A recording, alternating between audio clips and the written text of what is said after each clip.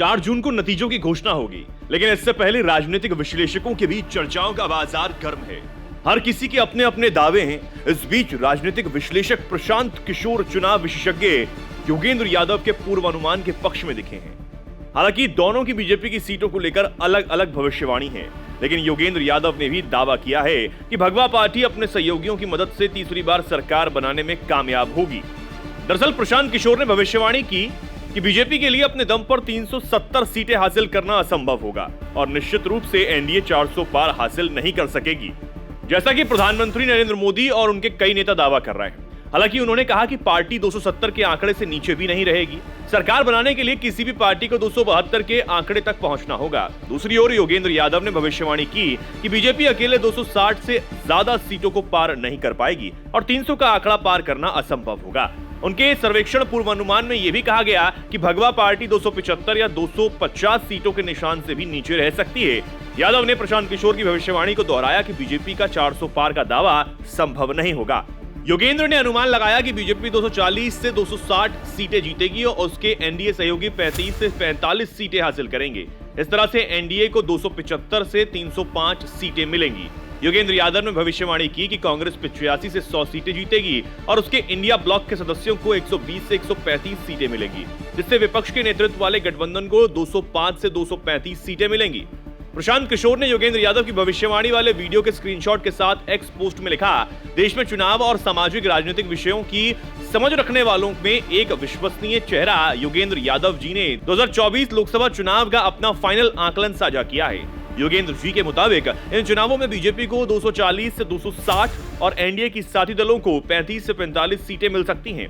मतलब BJP NDA को 275 से 305 सीटें, देश में सरकार बनाने के लिए 272 सीटें चाहिए और इस लोकसभा चुनाव में बीजेपी एनडीए की 303, 323 सीटें हैं। अब खुद आकलन कर लीजिए कि किसकी सरकार बन रही है। बाकी 4 जून को पता चल जाएगा कि कौन किसकी बात कर रहा है।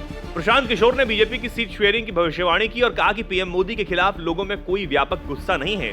अपने चुनावी पूर्वानुमान के समर्थन में उन्होंने यह भी दावा किया कि बीजेपी को उत्तर और पश्चिम में कोई बड़ा झटका नहीं लग रहा, जबकि दक्षिण और पूर्व में उसकी सीटें बढ़ेंगी।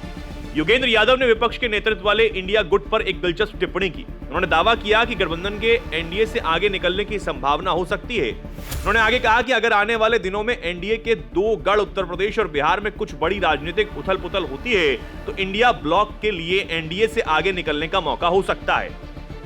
योगेंद्र यादव ने केरल से लेकर ओडिशा तक वोटों और सीटों दोनों में बीजेपी को लाभ मिलने की भविष्यवाणी की है। हालांकि उन्होंने कहा कि लाभ उतना बड़ा नहीं होगा जितना बीजेपी उम्मीद कर रही है। केरल, तमिलनाडु, पुडुचेरी में बीजेपी की 2 सीटें बढ़ेंगी, सहयोगी दल भी 2 सीटें लाएंगे। आंध्र प्रदेश में बीजेपी की सीटें बढ़ेंगी 3, सहयोगियों को मिलेंगी 12 सीटें। तेलंगाना में बीजेपी और कांग्रेस के बीच सीधी टक्कर में दोनों पक्षों की सीटों में इजाफा देखने को मिलेगा। बीजेपी को 4 सीटों का इजाफा होगा। ओडिशा में बीजेपी की मौजूदा 8 सीटों में 4 सीटें और जुड़ेंगी।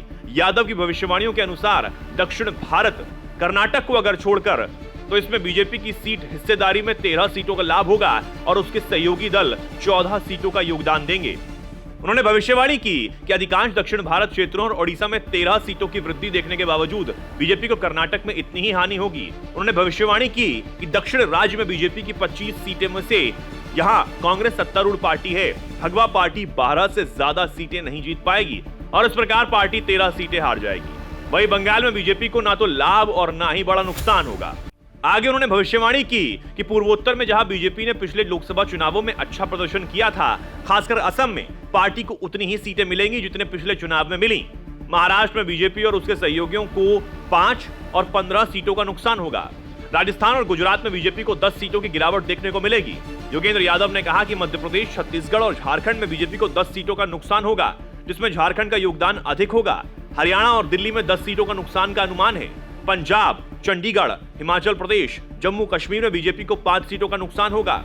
उत्तर प्रदेश और उत्तराखंड में भगवा पार्टी को 10 सीटों का नुकसान होगा। बिहार में बीजेपी और उसके सहयोगियों को 5 और 10 सीटों का नुकसान होगा। यादव ने कहा कि अगर लोकसभा चुनाव 2024 के अंतिम 2 चरणों में हरियाणा, दिल्ली, उत्तर प्रदेश और बिहार में लहर बदलती है तो यह भी संभव हो सकता है कि एनडीए 275 के आंकड़े से नीचे आ जाए।